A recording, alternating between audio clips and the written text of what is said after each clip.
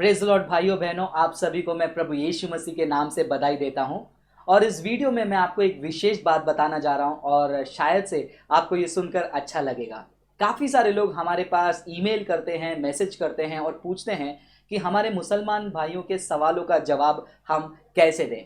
मुसलमान भाइयों के बहुत सारे सवाल होते हैं, लेकिन उनमें से 5 मुख्य सवाल होते हैं और उन मुख्य सवालों का जवाब देते हुए हमारे पास एक किताब है जिसका नाम है इज़र ए हक ट्रूथ रिवील्ड, जहां पर हमने मुख्य 5 वैसे सवालों का जवाब पेश किया है जो ज़्यादातर हमारे मुसलमान भाई हमसे बातें करते समय लेकर आते हैं। यदि आप इस किताब के पीडीएफ को डाउनलोड करना चाहते हैं जो इंग्लिश में, हिंदी में, उर्दू में और बंगाली में उपलब्ध है, डिस्क्रिप्शन में हम लिंक दे रहे हैं, वहां से आप इसका पीडीएफ कॉपी आप डाउनलोड कर सकते हैं।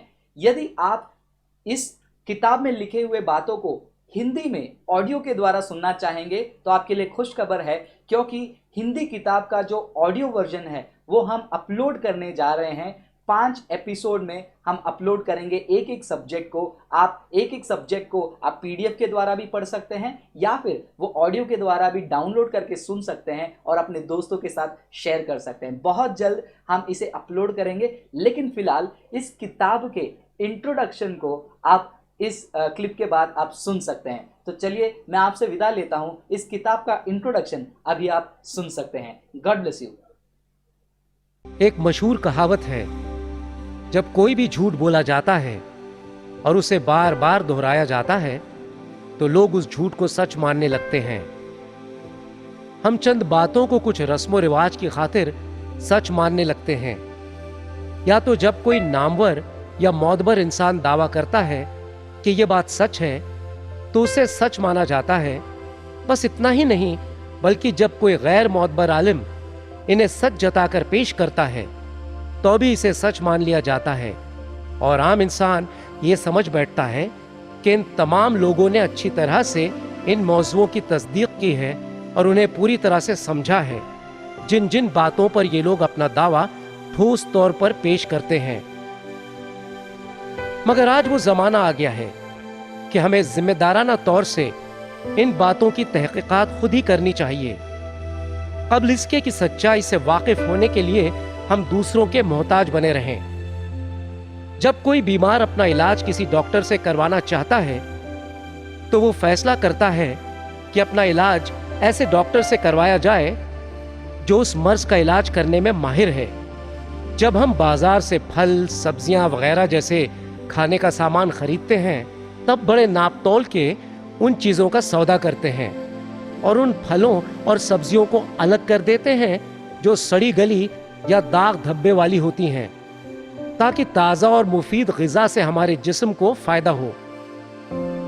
तब तो इस पर गौर करने की बात है कि रूहानी बातों के बारे में सोचना कितना लाजमी हो जाता है, जिसका सीधा असर हमारी आने वाली आखिरत की जिंदगी पर पड़ने वाला है। एक आलिम ने फरमाया है, किसी बात पर शक जाहिर करना गुनाह नहीं है, मगर हर एक बात को मान लेना अक्सर जानलेवा साबित हो सकता है।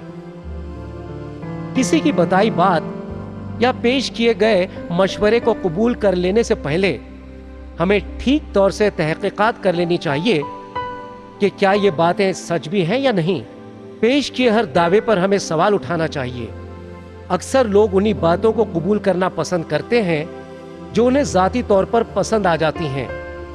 एक और नामवर फिलोसोफर यूं फरमाते हैं, खुद ही को धोखे में रखने से आसान दूसरा कोई और काम नहीं है, क्योंकि जिस चीज को कोई शख्स पसंद करने लगता है उसी को वह सच भी मानने लगता है। अगर हम ईमानदारी से सोचना चाहते हैं तब तो हमें अपने अकीदे को कसौटी पर परखना चाहिए, ये देखने के लिए कि वो खरा है या खोटा। अगर वो खरा नहीं उतरता तब तो हमें यह मान लेना चाहिए कि इसकी बुनियाद सच्चे सबूतों पर नहीं रखी गई थी और जिस बात को सच माना जा रहा था उसका वास्ता सच्चाई से दूर दूर तक का नहीं है। इसी ख्याल को जहन में रखते हुए चलिए अब हम आगे कुछ खास मुद्दों पर गौर फरमाएंगे। वैसे तो ईसाई मजहब में ऐसे 5 बुनियादी मुद्दे हैं जिनके बारे में हमारे मुसलमान दोस्तों को कुछ गलत फहमियां हैं اور ہم ان غلط فہمیوں کو دور کرنا چاہتے ہیں۔ یہ 5 اہم مدے ہیں۔